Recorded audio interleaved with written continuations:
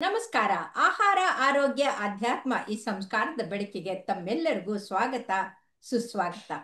ಇವತ್ತು ನಮ್ಮೊಂದಿಗಿದ್ದಾರೆ ಡಾಕ್ಟರ್ ಸುನಿಲ್ ಶೇಣ್ವಿ.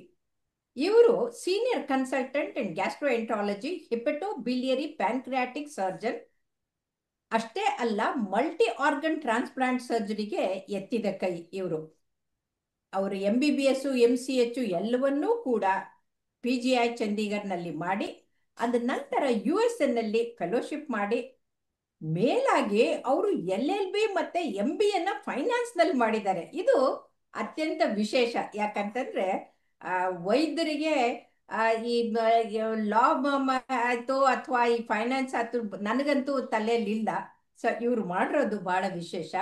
ಇವತ್ತು ಥ್ಯಾಂಕ್ ಯು ಮ್ಯಾಮ್. ಅವರು ನಮಗೆ ಈ ಲಿವರ್ ಟ್ರಾನ್ಸ್ಪ್ಲಾಂಟ್ ಅಂದ್ರೆ ಏನು, ಅಂದ್ರೆ ಯಕೃತದ ಕಸಿ ಕಟ್ಟೋದೇನು ಅಂತ ಹೇಳ್ಕೊಡಕ್ ಬಂದಿದ್ದಾರೆ. ಸ್ವಾಗತ ಸುನಿಲ್ ಅವರೇ, ನಮಸ್ಕಾರ. ನಮಸ್ಕಾರ madam, thank you very much. ನೀವು ಅಮೇರಿಕಾನಿಂದ ನಮ್ಮ ಜೊತೆಗೆ ಜಾಯಿನ್ ಆಗಿ ನಮ್ಮ ಜನರಿಗೆ ಜಾಗೃತಿ ಮೂಡಿಸಕ್ಕೆ ಪ್ರಯತ್ನ ಮಾಡ್ತಾ ಇದ್ದಾರೆ. ಹಾಗಾಗಿ ನಿಮಗೆ ಅಭಿನಂದನೆಗಳು ಮತ್ತೆ ವಂದನೆಗಳು ಕೂಡ. ಈ ಥ್ಯಾಂಕ್ ಯು ಮ್ಯಾಮ್. ಯಕೃತದ ಕಸಿ ಕಟ್ಟೋದು ಅಂದ್ರೆ ಈ ಲಿವರ್ ಟ್ರಾನ್ಸ್ಪ್ಲಾಂಟ್ ಅಂದ್ರೆ ಏನು ಅಂತ ಸರಳವಾಗಿ ನಮ್ಮ ವೀಕ್ಷಕರಿಗೆ ತಿಳಿಸಿ. ಅದನ್ನ ಯಾವಾಗ, ಯಾರಿಗೆ, ಯಾವ ವ್ಯಕ್ತಿಗಳಿಗೆ, ಯಾವ ರೋಗಿಗಳಿಗೆ, ಅಂದ್ರೆ ಇಂಡಿಕೇಶನ್ಸ್ ಏನು, ಯಾವಾಗ ಮಾಡ್ತೀವಿ ಅನ್ನೋದನ್ನ ತಿಳಿಸಿ. ತುಂಬಾ ಉತ್ತಮವಾದ ಪ್ರಶ್ನೆ ಮ್ಯಾಮ್. ಸೊ ಯಾರಿಗೆ ಕ್ರಾನಿಕ್ ಲಿವರ್ ಡಿಸೀಸ್ ಆಗಿದೆ ಹ್ಮ್. ಮತ್ತು ಕ್ರಾನಿಕ್ ಲಿವರ್ ಡಿಸೀಸು ಕೊನೆಯ ಹಂತಕ್ಕೆ ಬಂದಿದೆ, ಸಿರೋಸಿಸ್ ಹ್ಮ್. ಆಗಿದೆ, ಕೊನೆಯ ಹಂತಕ್ಕೆ ಬಂದಿದೆ, ಹ್ಮ್. ಪೇಷಂಟ್ಗೆ ಪದೇ ಪದೇ ಪ್ರಾಬ್ಲಮ್ ಆಗ್ತಾ ಇದೆ, ಅವರಿಗೆ ಕಾಮಾಲೆ ಕಂಡು ಬರ್ತಾ ಇದೆ, ಹೊಟ್ಟೆಯಲ್ಲಿ ನೀರು ತುಂಬ್ತಾ ಇದೆ, ಹ್ಮ್. ಕಾಲಲ್ಲಿ ಊತ ಬರ್ತಾ ಇದೆ, ಪದೇ ಪದೇ ಇನ್ಫೆಕ್ಷನ್ ಆಗ್ತಾ ಇದೆ. ಹ್ಮ್. ಇಂಥವರಿಗೆ ನಾವು ಹಾಳಾದ ಲಿವರ್ ಅನ್ನು ತೆಗೆದು ಹ್ಮ್. ಹೊಸ ಲಿವರ್ ಅನ್ನು ಕೊಡಬೇಕು. ಈ ಪ್ರೊಸೆಸ್ಸಿಗೆ ನಾವು ಹಾ. ಯಕೃತ್ತಿನ ಕಸಿ ಅಂತ ಹೇಳ್ತೇವೆ. ಸೊ ಹಾ. ಈಗ ಹ್ಮ್. ಯಾರೊಬ್ರು ಪೇಷಂಟ್ ಬಂದು, ಸರ್ ನನಗೆ ಲಿವರ್ ಸಿರೋಸಿಸ್ ಇದೆ, ನನಗೆ ಸಂಪೂರ್ಣವಾಗಿ ಗುಣಮುಖ ಆಗಬೇಕು ಅಂದ್ರೆ ಹ್ಮ್. ಟ್ರೀಟ್ಮೆಂಟ್ ಈಸ್ ಯಕೃತ್ತಿನ ಕಸಿ.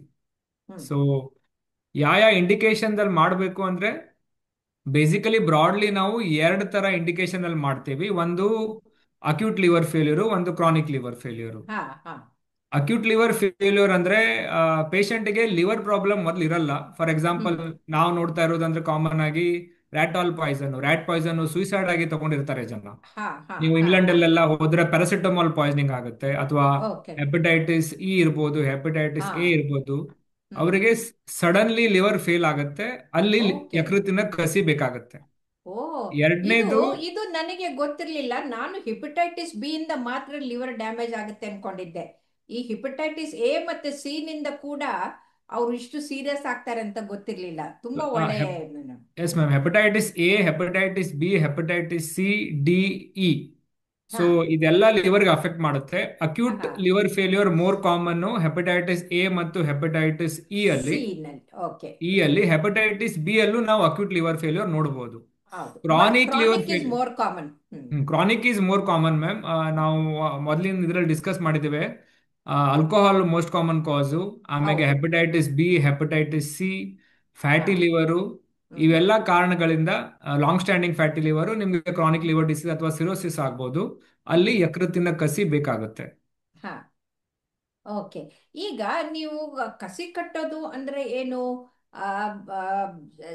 ಬ್ರೇನ್ ಡೆಡ್ ಆದವರಿಂದ ತಗೊಳ್ತೀರಾ ಅಥವಾ ಬದುಕಿದವರಿಂದ ತಗೊಳ್ತೀರಾ? ಯಾವ ತರ ತಗೊಳ್ತೀರಿ? ಯಾಕಂದ್ರೆ ಬದುಕಿದವರೇ ಕೊಡ್ಬೋದ, ಈಗ ಕಿಡ್ನಿಗೆ ಬದುಕಿದವರೇ ಕೊಡ್ತಾರೆ. ಆದ್ರೆ ಇದು ಹೇಗೆ?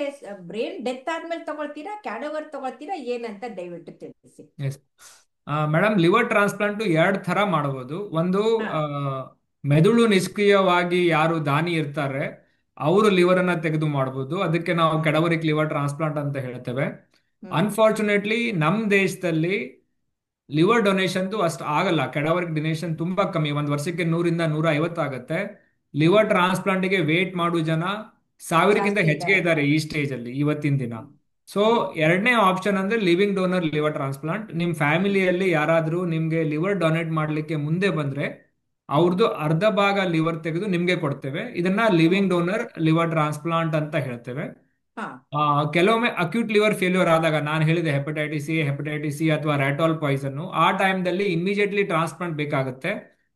ಕಡವರಿಕ್ ಲಿವರ್ ಸಿಗ್ಲಿಕ್ಕಿಲ್ಲ, ಅನ್ಪ್ರಿಡಿಕ್ಟೇಬಲ್. ಸೊ ಆ ಹ್ಮ್ ಟೈಮಲ್ಲಿ ಮತ್ತೆ ನಿಮ್ಗೆ ಲಿವಿಂಗ್ ಡೋನರ್ ಲಿವರ್ ಟ್ರಾನ್ಸ್ಪ್ಲಾಂಟ್ ಮಾಡ್ಬೇಕಾಗಿ ಬರುತ್ತೆ. ಫ್ಯಾಮಿಲಿಯವರು ಹಾ ಯಾರಾದ್ರೂ ಮುಂದೆ ಬರಬೇಕು, ಬ್ಲಡ್ ಗ್ರೂಪ್ ಇವೆರಡರಲ್ಲಿ ಕಂಪ್ಯಾಟಬಲ್ ಇರುತ್ತೆ. ಇವೆರಡರಲ್ಲಿ ವ್ಯತ್ಯಾಸ ಏನು? ಲಿವಿಂಗ್ ಡೋನರ್ ತಗೊಳಕ್ಕೂ ಮತ್ತೆ ಇದಕ್ಕೆ ಎರಡರಲ್ಲೂ ಸಕ್ಸಸ್ ರೇಟು ಮತ್ತೆ ಇದ್ರದಲ್ಲಿ ವ್ಯತ್ಯಾಸ ಏನಾದ್ರೂ ಇದೆನಾ? ಏನ್ ವ್ಯತ್ಯಾಸ? ಆ ಜನಸಾಮಾನ್ಯರಿಗೆ ಹೇಳುವುದಾದ್ರೆ ma'am, living donor liver transplant ಇಲ್ಲಿ ಕೆಡವರಿಕ್ ಲಿವರ್ ಟ್ರಾನ್ಸ್ಪ್ಲಾಂಟ್ ಅಲ್ಲಿ ಹಾ ರಿಸಲ್ಟ್ ಅಲ್ಲಿ ಅಥವಾ ಲಾಂಗ್ ಟರ್ಮ್ ಔಟ್ಕಮ್ ಅಲ್ಲಿ ತುಂಬಾ ಡಿಫ್ರೆನ್ಸ್ ಇಲ್ಲ. ಹ್ಮ್ ಪ್ರಾಬ್ಲಮ್ ಎಲ್ಲಿ ಬರುತ್ತೆ ಅಂದ್ರೆ, ಕೆಡವರಿಕ್ ಟ್ರಾನ್ಸ್ಪ್ಲಾಂಟ್ ಮಾಡಬೇಕಾದ್ರೆ ನಾವು ಹ್ಮ್ ಬ್ರೈನ್ ಡೆಡ್ ಪೇಷಂಟ್ ಇಂದ ಲಿವರ್ ತಗೋತೇವೆ. ಸೊ ಹೌದು ಆಲ್ರೆಡಿ ಹೌದು. ಅವರು ಡೆಡ್ ಆಗಿರೋದ್ರಿಂದ ಅವರಿಗೆ ಯಾವುದೇ ತರ ಹೆಲ್ತ್ ರಿಸ್ಕ್ ಇರಲ್ಲ. ಆದ್ರೆ liver is alive. Liver liver is ಅಲ್ಲ ಬೀಟ್ ಆಗ್ತಾ ಮ್ಯಾಮ್. ಹೌದು ಇರ್ತಲ್ಲ, ಲಿವರ್ ಹೌದು, ಜೀವಂತ ಇದೆ, ಬ್ರೇನ್ ಮಾತ್ರ ಡೆತ್ ಆಗಿರುತ್ತೆ. ಡೆತ್ ಆಗಿದೆ. ಸೊ ಹೌದು ಇನ್ನು ಹೌದು. ಅವ್ನು ಬದುಕಲ್ಲ ಅನ್ಕೊಂಡ್ಬಿಟ್ಟು ನೀವು ಅದನ್ನ ತಗೊಳ್ತಾ ಎಸ್ ಇದ್ದೀರಿ. ಮ್ಯಾಮ್. ಹಾ ಲಿವಿಂಗ್ ಡೋನರ್ ಅಲ್ಲಿ ಡೋನರ್ಗೆ ಸರ್ಜರಿ ಮಾಡಿ ಅವ್ರದ್ದು ಅರ್ಧ ಭಾಗ ಲಿವರ್ ಅವ್ರು ತೆಗಿಬೇಕು. ಸೊ ಹೌದು ಹೌದು ಸೊ ಹೌದು. ಡೋನರಿಗೆ ಒಂದು ಸರ್ಜರಿ ಮಾಡ್ಬೇಕಾಗತ್ತೆ, ಅದ್ರ ಜೊತೆ ಸ್ವಲ್ಪ ಓಕೆ. ರಿಸ್ಕ್ ಇರುತ್ತೆ. ಸೊ ಹಾ ದಿಸ್ ಈಸ್ ದ ಮೇನ್ ಅವ್ರಿಗೆ ಡಿಫ್ರೆನ್ಸ್. ಡೊನೇಟ್ ಮಾಡಿದವ್ರಿಗೆ ಯಾವ ತರದ ರಿಸ್ಕ್ ಆಗತ್ತೆ? ಯಾಕಂದ್ರೆ ಇದು ರಕ್ತದಾನ ಮಾಡಿದ ಹಾಗೆ ಅಲ್ಲ, ಕಣ್ಣು ದಾನ ಮಾಡಿದ ಹಾಗೆ ಸತ್ತಾರ ಮೇಲೆ ಅಲ್ಲ, ಇವ್ರು ಬದುಕಿರ್ತಾರೆ, ಅವ್ರಿಗೂ ಮುಂದೆ ಜೀವನ ಇರುತ್ತೆ. ಹಾಗಾಗಿ ಅವ್ರಿಗೆ ಯಾವ ತರದ ತೊಂದರೆ ಆಗ್ಬೋದು? ಅವ್ರಿಗೇನು ಜೀವಕ್ಕೆ ಅಪಾಯ ಇಲ್ವಾ? Generally ma'am, living donor liver transplant ತುಂಬಾ ಲಿವಿಂಗ್ ಡೋನರ್ ಸರ್ಜರಿ ಏನಿದೆಯಲ್ಲ, ಅಂದ್ರೆ ಹ್ಮ್ ದಾನಿಯ ಅರ್ಧ ಲಿವರ್ ತೆಗಿತೇವಲ್ಲ, ಅದು ತುಂಬಾ ಸೇಫ್ ಆದ ಸರ್ಜರಿ. ನಾವು ಆಪರೇಷನ್ ಮಾಡಬೇಕಾದ್ರೆ ತುಂಬಾ ಮೆಟಿಕ್ಯುಲಸ್ ಆಗಿ ಮಾಡ್ತೇವೆ. ಹಾ ಬಟ್ ಯಾವುದೇ ಸರ್ಜರಿ ಇರಲಿ, ಇವನ್ ನಾರ್ಮಲ್ ಡೆಲಿವರಿ ಇರಲಿ, ಸಿಸೇರಿಯನ್ ಸೆಕ್ಷನ್ ಇರಲಿ, ಇವನ್ ಕಾರ್ಡಿಯಾಕ್ ಸ್ವಲ್ಪ ರಿಸ್ಕ್ ಎಂಜಿಯೋಗ್ರಫಿ ಇರಲಿ, ಇರುತ್ತೆ. ಯಾವುದೇ ಸರ್ಜರಿ ರಿಸ್ಕ್ ಫ್ರೀ ಅಂತ ಇರಲ್ಲ. ಸೊ ಇದರಲ್ಲಿ ಸ್ವಲ್ಪ ಇರೋದಿಲ್ಲ. ರಿಸ್ಕ್ ಇದೆ. ಇದೆ ಜನರಲಿ ಸ್ವಲ್ಪ ಹ್ಮ್. ಬ್ಲೀಡಿಂಗ್ ಆಗ್ಬೋದು, ಬೈಲ್ ಲೀಕ್ ಆಗ್ಬೋದು, ಅಥವಾ ನಿಮ್ಗೆ ಹರ್ನಿಯಾ ಆಗ್ಬೋದು. ಸೊ ಇವೆಲ್ಲ ಪೆರಿಟೋನೈಟಿಸ್ ಕಾಮನ್ ಆಗ್ಬೋದು. ರಿಸ್ಕ್ ಹ್ಮ್ ಈ ಸರ್ಜರಿಯಲ್ಲಿ. ಬಟ್ ಒಂದ್ ವೇಳೆ ಕೆಡವರಿಕ್ ಡೋನರ್ ಇದ್ರೆ ಅವರಿಗೆ ಯಾವುದೇ ರಿಸ್ಕ್ ಇಲ್ಲ. ಸೊ ದಟ್ ಅಲ್ಲ ವಿ ಹ್ಯಾವ್ ಟು ಅಂದ್ರೆ ಅವ್ರು understand. Anyway they are not living ಅಂತಂದು. ಹೌದು ಹೌದು ಓಕೆ. ಹೌದು.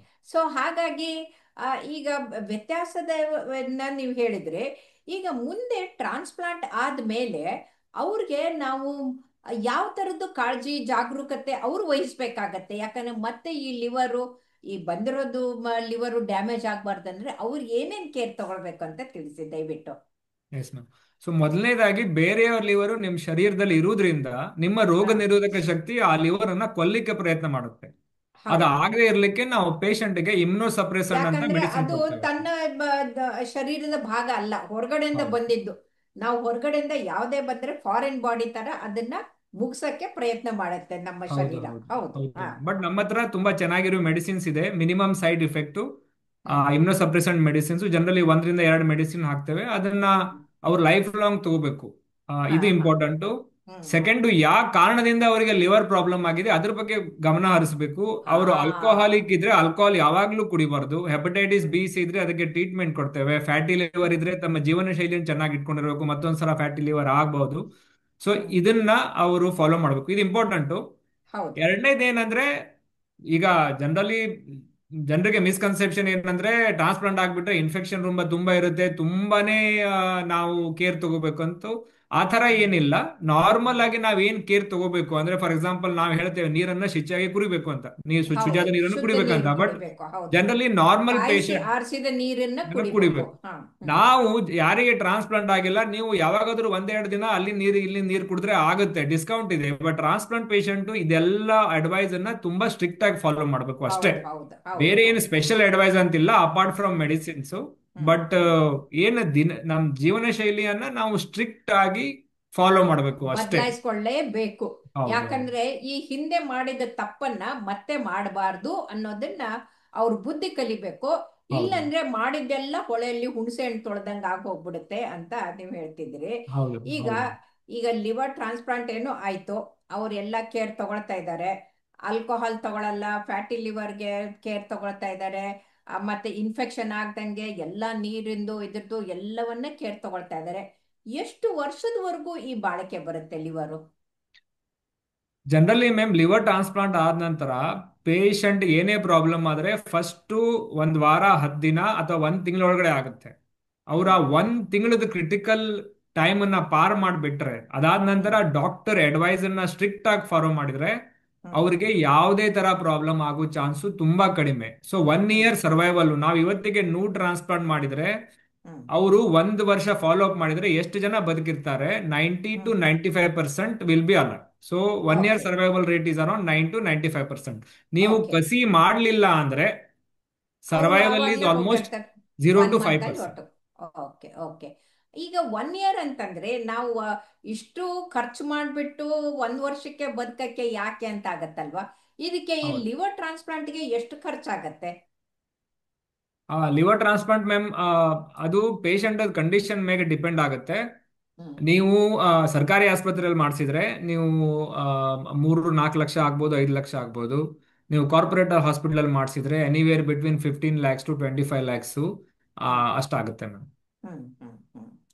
ಯಾಕಂದ್ರೆ ನಮ್ಮ ಹಸ್ಬೆಂಡ್ಗೆ ನಾನು ಲಿವರ್ ಟ್ರಾನ್ಸ್ಪ್ಲಾಂಟಿಗೆ ಹೋದಾಗ 25 lakhs ಕಟ್ಟೋದು ಬಹಳ ಕಷ್ಟ ಆಗಿತ್ತು. ಹೌದು ಹೌದು ಮ್ಯಾಮ್. ಆ ಟೈಮಲ್ಲಿ ಬಹಳ ಗವರ್ಮೆಂಟ್ ಹೌದು, ಸೆಕ್ಟರ್ ಅಲ್ಲಿ ಟ್ರಾನ್ಸ್ಪ್ಲಾಂಟ್ ಇರಲಿಲ್ಲ, ಬಟ್ ಈಗ ಇರ್ಲಿಲ್ಲ, ಗವರ್ಮೆಂಟ್ ಸೆಕ್ಟರ್ ಅಲ್ಲೂ ಟ್ರಾನ್ಸ್ಪ್ಲಾಂಟ್ ಆಗ್ತಾ ಇದೆ, ಕಾಸ್ಟ್ ಕಮ್ಮಿ ಬಂದಿದೆ. ಇದೆ ತುಂಬಾ. ಹೌದು. ಆ, ಈಗ ಯಾವ ವಯಸ್ಸದವ್ರಿಗೆ ಮಾಡ್ತೀರಿ ಅಂತ ಏನಾದ್ರೂ ಇದೆನಾ? ಯಾಕೆ ನಾನು ಇದು ಕೇಳ್ತಾ ಇದ್ದೀನಿ ಅಂದ್ರೆ, ನಾನು ಟ್ರಾನ್ಸ್ಪ್ಲಾಂಟ್ ಕಮಿಟಿಯಲ್ಲೇ ಮೆಂಬರು. ಒಬ್ರು 70 ವರ್ಷದ ಮುದುಕರು, ಅವ್ರಿಗೆ ಲಿವರ್ ಡ್ಯಾಮೇಜ್ ಆಗಿತ್ತು. ಅವ್ರಿಗೆ 32 ವರ್ಷದ ಸೊಸೆ ಕೊಡ್ತಾ ಇದ್ದಾಳೆ. ನನಗೆ ಯಾಕೋ ಒಂದು ಸ್ವಲ್ಪ ಬೇಜಾರಾಯ್ತು. ಯಾಕಂತಂದ್ರೆ 70 ವರ್ಷ ಅಂದ್ರೆ ಅವ್ರ ಜೀವನ ಎಲ್ಲ ಬದುಕಿದ್ದಾರೆ.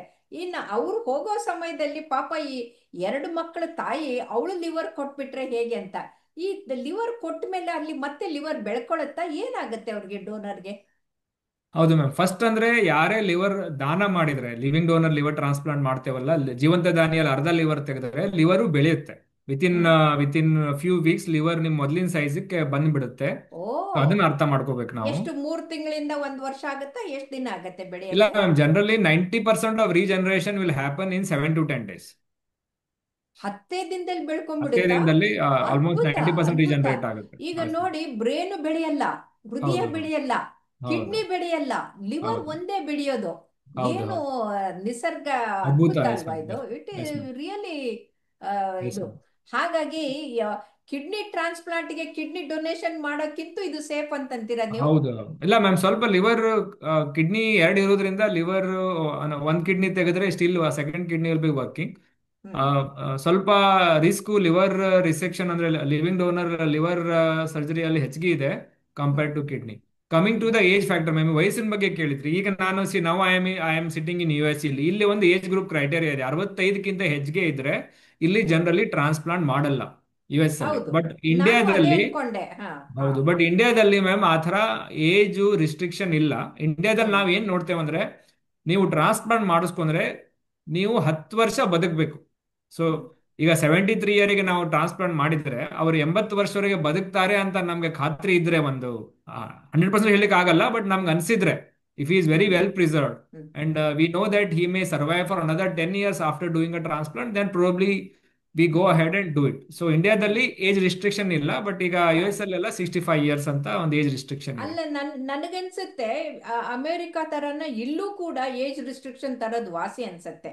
ಯಾಕಂದ್ರೆ ಎಷ್ಟೇ ಅವರು ನಾವು ಟ್ರಾನ್ಸ್ಪ್ಲಾಂಟ್ ಕಮಿಟಿಯಲ್ಲಿ ನನಗೇನು ಆ ಪ್ರೆಷರ್ ಇಲ್ಲ, ಏನೂ ಇಲ್ಲ ಅಂದ್ರೂ ಕೂಡ, ಈಗ ಮಗನೇ ಕೊಡದೇ ಇದ್ದಿದ್ದನ್ನ ಸೊಸೆ ಹತ್ರ ಕೊಡಿಸ್ತಾ ಇದ್ದಾರೆ ಅಂದ್ರೆ ಎಲ್ಲೋ ಒಂದ್ ಕಡೆಗೆ ಆ ಹೆಣ್ಣು ಮಗಳ ಮೇಲೆ ಒಂದು ಮೆಂಟಲ್ ಪ್ರೆಷರ್ ಇರುತ್ತೆ ಅಂತ ನನ್ಗನ್ಸುತ್ತೆ. ಬಹುಶಃ ಆ ಏಜ್ ಅನ್ನ ಇಲ್ಲೂ ತರಬೇಕು ಅಂತ ಹೌದು ಹೌದು. ನನ್ಗನ್ಸುತ್ತೆ. So I think it is all up to the committee ma'am. ಅವ್ರು ರೂಲ್ ಚೇಂಜ್ ಮಾಡಬಹುದು ma'am. So okay. That can be ಆಮೇಲೆ ಡನ್. ಈಗ ಡೋನರ್ದು ಅಂದ್ರೆ ದಾನ ಮಾಡೋರ್ಗೆ ಏಜ್ ಲಿಮಿಟ್ ಏನಾದ್ರು ಇದೆನಾ? ದಾನ ಮಾಡೋರಿಗೆ ಮ್ಯಾಮ್ ಜನರಲಿ ಅವರು 18 ವರ್ಷಕ್ಕಿಂತ ಹೆಚ್ಚಿಗೆ ಇರಬೇಕು. ಅವರು ಮೇಜರ್ ಹ್ಮ್ ಇರಬೇಕು. ಮೈನರ್ ಇದ್ರೆ ಅವ್ರು ಕನ್ಸೆಂಟ್ ಕೊಡ್ಲಿಕ್ಕೆ ಆಗಲ್ಲ. ಹಾ. ಹೈಯರ್ ಏಜ್ ಗ್ರೂಪ್ ಅಂದ್ರೆ ಅವರು ಮ್ಯಾಕ್ಸಿಮಮ್ ನಾವು ಒಂದು 50-55ವರೆಗೆ ಮಾಡ್ತೇವೆ. ಅದಕ್ಕಿಂತ ಹೆಚ್ಚಿದ್ರೆ ನಾವು ತಗೊಳ್ಳಲ್ಲ. Okay okay okay. ತುಂಬಾ ತುಂಬಾ ಧನ್ಯವಾದಗಳು ಡಾಕ್ಟರ್ ಸುನೀಲ್ ಶೆಣವಿ ಅವರೇ. Thank you. ಎಷ್ಟು ಸರಳವಾಗಿ ಸುಂದರವಾಗಿ ನಮ್ಮ ವೀಕ್ಷಕರಿಗೆ ಈ ಯಕೃತದ ಟ್ರಾನ್ಸ್ಪ್ಲಾಂಟು ಅಥವಾ ಕಸಿ ಬಗ್ಗೆ ಹೇಳ್ಕೊಟ್ಟಿದ್ರಿ. ನಮಸ್ಕಾರ, ಧನ್ಯವಾದಗಳು. Thank you very much. Thank you.